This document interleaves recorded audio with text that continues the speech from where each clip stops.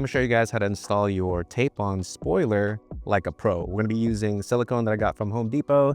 I know some of you guys are going to ask which silicone I use. It's this GE Supreme silicone. We're going to be installing this on the G70. We got this thing painted at King's Auto Body in Huntington Beach, and it looks freaking epic. So what we're going to do is just going to flip this over. All right, we're not going to use a 3M tape, because around the 3M tape, when you see the gaps, it looks like poop, regardless of how well they actually do it. So first thing, we're just going to wipe this down with alcohol. Same over here.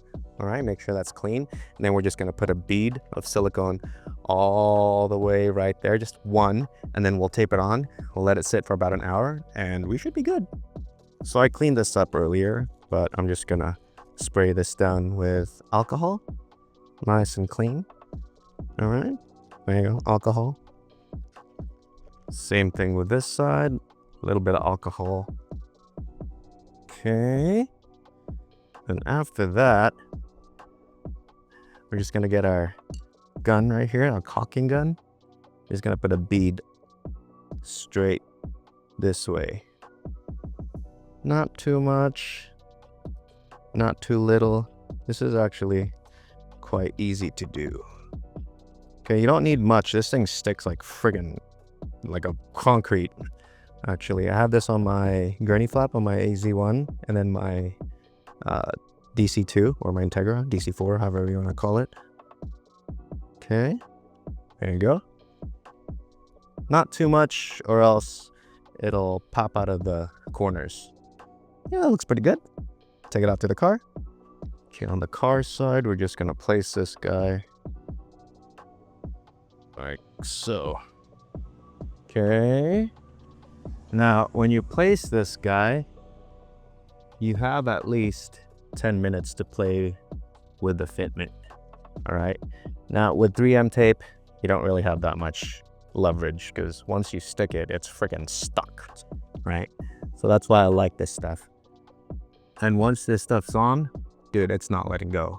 All right. So I'm just gonna feel around, make sure I like the fit. And then we'll tape it down, let it sit for an hour or so, and we should be good to go. So, fitment looks pretty good. Okay. Yeah. Feel the corners, edge to edge. Feel the back. And then just give it a good push. Push. Okay. You should be able to fit this pretty good. If you have a good fitting part like this Adro spoiler, it should fit pretty good. And if it oozes out the corner, don't worry about it. You can actually clean it up once it's all dried up. It comes off like gum, actually. So you don't have to worry too much about, oh my gosh, I have a mess of silicone, right? Because it comes off like gum. There you go. And after that, just get a piece of tape. Let it sit for an hour. Then you can take this baby off. Easy. Here it is after about an hour or so.